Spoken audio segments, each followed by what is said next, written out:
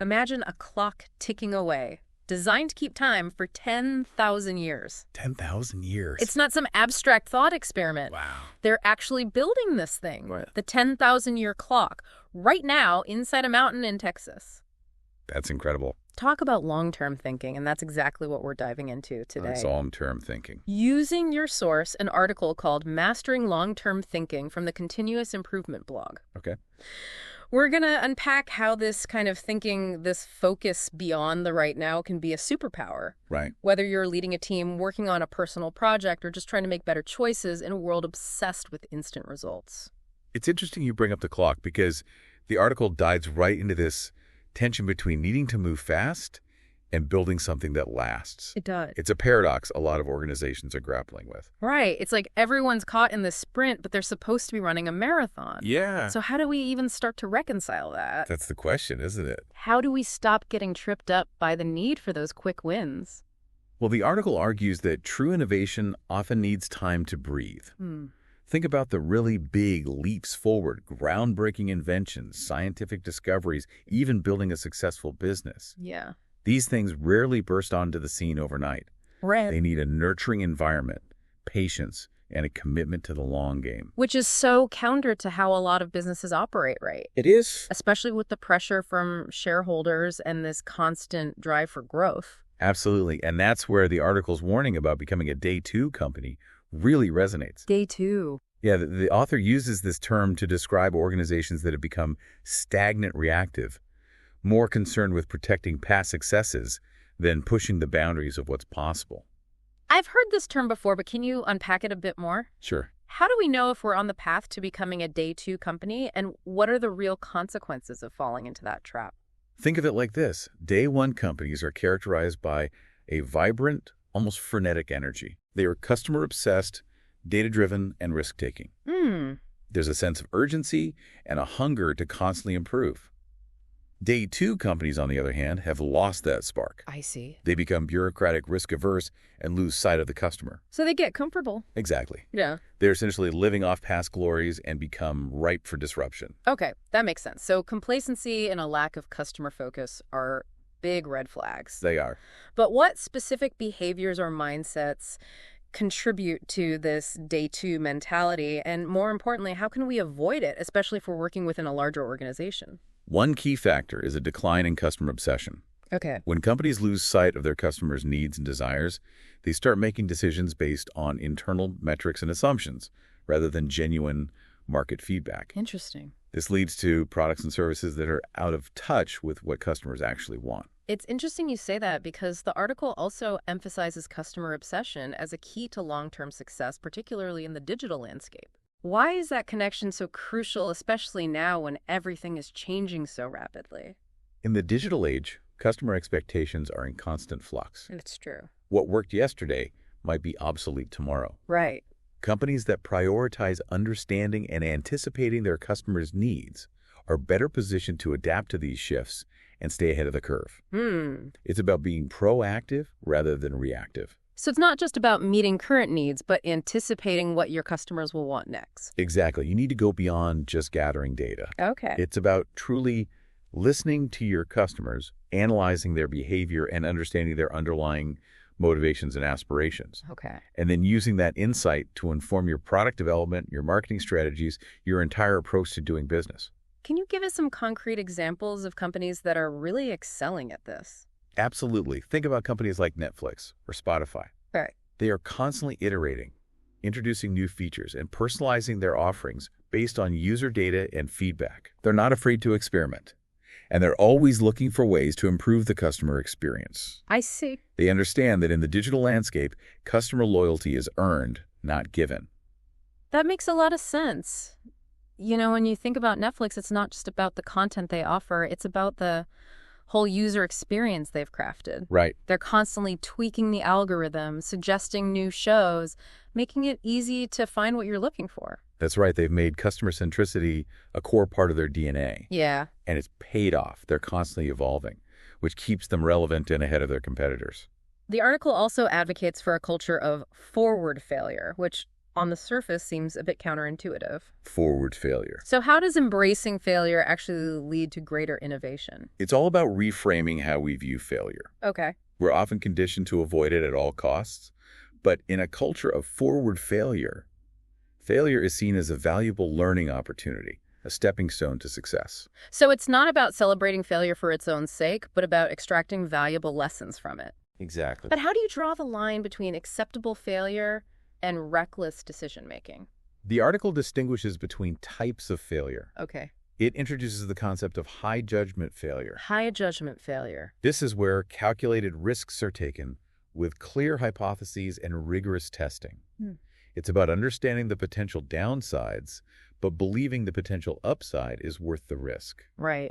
And crucially, it involves a structured process for analyzing both successes and setbacks to inform future decisions. So instead of fearing failure, you're almost welcoming it as a way to accelerate learning and innovation. Exactly. It's like that saying, fail fast, fail forward. I like that. You're constantly experimenting, gathering data, and iterating based on what you learn. And this approach fosters a culture of experimentation and continuous learning, which are both essential ingredients for innovation. Okay, that's a great way to frame it. Yeah. I can see how that approach could be beneficial, especially for organizations operating in rapidly changing environments. But let's be realistic for a second. Bureaucracy is a fact of life in most organizations. Their article even highlights it as a major obstacle to innovation. It is a big one. So how can we identify and dismantle unnecessary bureaucracy without sacrificing important processes? That's a fantastic question, and it's something many organizations struggle with. It is. The key is to recognize that not all processes are created equal. Right. Some processes are crucial for ensuring quality compliance and efficiency, but others, well, they're just roadblocks that slow things down and stifle creativity. So how do we tell the difference? How do we know which processes to streamline or eliminate? You need to critically evaluate each process and ask yourself some key questions. Okay. Does this process add value to the customer? Does it contribute to our strategic goals?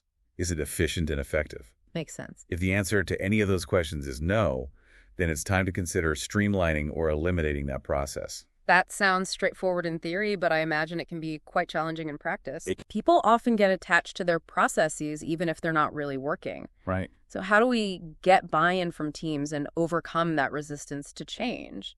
You're right. Change can be difficult, but it's essential for survival, especially in today's fast-paced environment. One effective approach is to involve the people who are actually involved in the process in the streamlining or elimination efforts. That makes sense. They're the ones who know the process best and are likely to have valuable insights into where the inefficiencies lie. Plus, if they are part of the solution, they are more likely to embrace the changes. Exactly. When you involve people in the process of change, they're more likely to buy into it and make it successful. It's all about empowering your teams to identify and eliminate bottlenecks, streamline workflows, and focus on what truly matters, delivering value to the customer and achieving your strategic goals. So it's not about throwing out all processes, but about being smart and strategic about which ones we keep and how we optimize them. Absolutely. It's about creating an environment where agility and efficiency are valued and where unnecessary bureaucracy is ruthlessly eliminated. These are great points. I'm curious to hear more about how we can foster a culture of continuous improvement, but I think we need to take a deeper dive into that in the next segment. You know, it's funny. We started by talking about a clock designed to tick for 10,000 years. Right. And now we're talking about eliminating bureaucracy. Seems like a bit of a jump, but I think it gets to the heart of what the article is really advocating for. Yeah. A shift in mindset from short-term fixes to building something that lasts.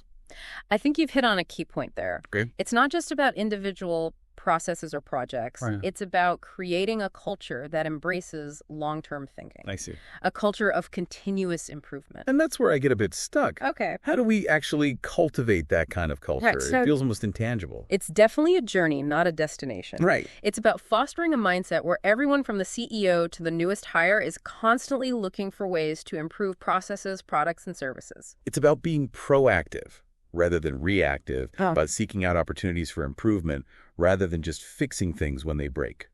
So it's not just about addressing problems, it's about constantly evolving and getting better, even when things are seemingly going well. Exactly. And a big part of that is creating a culture of ownership and accountability at all levels of the organization.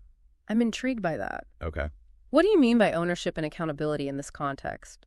It's about empowering people to identify problems, propose solutions, and take action. It's Hmm. about creating an environment where people feel comfortable speaking up, sharing ideas, and challenging the status quo without fear of repercussions. That makes a lot of sense if people feel like their voices are heard and that they can make a real difference. Yeah. They're more likely to be engaged and invested in continuous improvement. It's about creating a sense of shared responsibility for the success of the organization. Right. And it's not enough to just create space for ideas. Yep. You also have to recognize and reward those efforts, both big and small. Celebrating those wins, no matter how incremental, reinforces the importance of continuous improvement and keeps the momentum going. It's like those small, seemingly insignificant improvements can compound over time, leading to Correct. significant transformation. Precisely. It's the aggregation of marginal gains. Mm-hmm. And it's important to remember that continuous improvement is not a one-time project. Right. It's an ongoing journey. It requires a commitment to learning, adapting, and evolving as an organization. Which circles back to our original conversation about long-term thinking. You can't just flip a switch and suddenly have a culture of continuous improvement. Right. It's something you cultivate over time. Absolutely. It's an investment in your organization's future. Yeah. And the returns in terms of innovation, efficiency, and customer satisfaction could be substantial. Okay, so far we've covered a lot of ground. The tension between speed and sustainability, the dangers of day two syndrome, the importance of customer obsession, and the power of forward failure. How do we connect all of these threads? What are the key takeaways you'd like our listener to walk away with from this deep dive? The common thread running through all of these concepts is the importance of long-term thinking. It's about having a clear vision for the future, fostering a culture that embraces continuous improvement, and being willing to experiment and innovate, even if it means encountering some setbacks along the way. And what I find so compelling is that these principles aren't just applicable to businesses. Right, They can sure. be applied to any area of life where we're striving to achieve something meaningful and lasting. Absolutely. Whether it's building a career, raising a family, pursuing a personal passion, or even just trying to improve your health and well-being, the principles of long-term thinking can help us make smarter choices, overcome challenges, and ultimately lead more fulfilling lives. You know, you mentioning fulfilling lives makes me think back to the 10,000-year clock. Uh, It's this incredible monument to long-term thinking, a reminder that the decisions we make today can have repercussions for generations to come. it really is a humbling thought. It makes you consider the legacy you're leaving behind, not just for yourself, but for those who come after you. And that prompts a pretty profound question. How can we as individuals and as organizations make decisions today that will create a better future for tomorrow? Wow. It's a question worth pondering. Absolutely. And one that we'll continue to explore as we shift our focus to the individual listener in our final segment. We'll be right back. Welcome back. It's amazing to think that the 10,000-year clock we keep talking about might still be ticking away long after we're gone. It really highlights the power of taking the long view. It certainly does make you think about the impact our actions can have, not just on our own lives, but on the world around us. Exactly. And in this final part of our deep dive, I'd love to bring this down to a personal level. We've talked about organizations, but what about us as individuals? How do we cultivate that long-term thinking mindset amidst the constant distractions and demands of daily life? You know, it's interesting because so much of our world is geared towards instant gratification. Think about it. We have access to information in a split second. We can get almost anything delivered to our doorstep within hours, and social media algorithms are designed to feed us a constant stream of dopamine hits. It's like everything is designed to keep us in this short-term cycle, always chasing the next quick fix or fleeting feeling of satisfaction. And it takes conscious effort to break free from that cycle and adopt a more long-term perspective. Yeah. The first step is awareness, recognizing the patterns and behaviors that keep us stuck in that short-term loop. So what does that look like in practice? What are some of those patterns we should be on the lookout for? It might be constantly checking social media, endlessly scrolling through news feeds, or feeling the need to respond to every notification immediately, or it could be always opting for the quick fix, the easy solution, instead of taking the time to address the root cause of a problem. I see what you mean. It's about being mindful of those small, seemingly insignificant choices we make throughout the day and how they contribute to our long-term goals. Subtle. It's about being intentional with our time and energy. And once we have that awareness, we can start making small but intentional changes.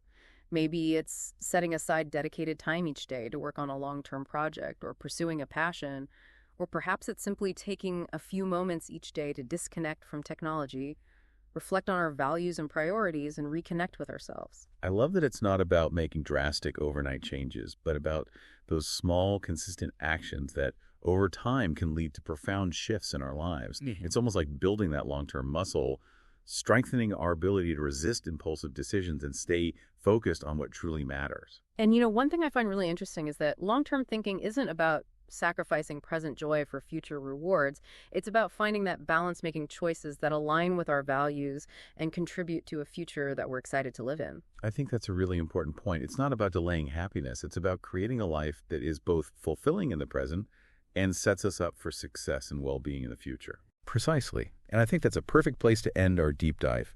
Today, we've explored the complexities of long-term thinking both at an organizational and individual level and uncovered some practical strategies for cultivating this mindset. And as we wrap up, I'd like to leave you with a question, one that echoes the legacy of the 10,000-year clock. What is one area of your life where adopting a long-term perspective could lead to greater success or fulfillment? Maybe it's a personal goal you've been putting off a relationship. You want to nurture a skill you want to develop, or even a habit you want to change. Take a moment to envision what that area of your life could look like in a year, 5 years, even 10 years from now. What small step can you take today to start building towards that vision? Remember, the journey of 1,000 miles begins with a single step. And every step we take towards a more fulfilling future, no matter how small, is a step worth taking. Thank you for joining us on this deep dive into long-term thinking. We hope it's inspired you to think differently and to embrace the power of the long view. Until next time, adieu.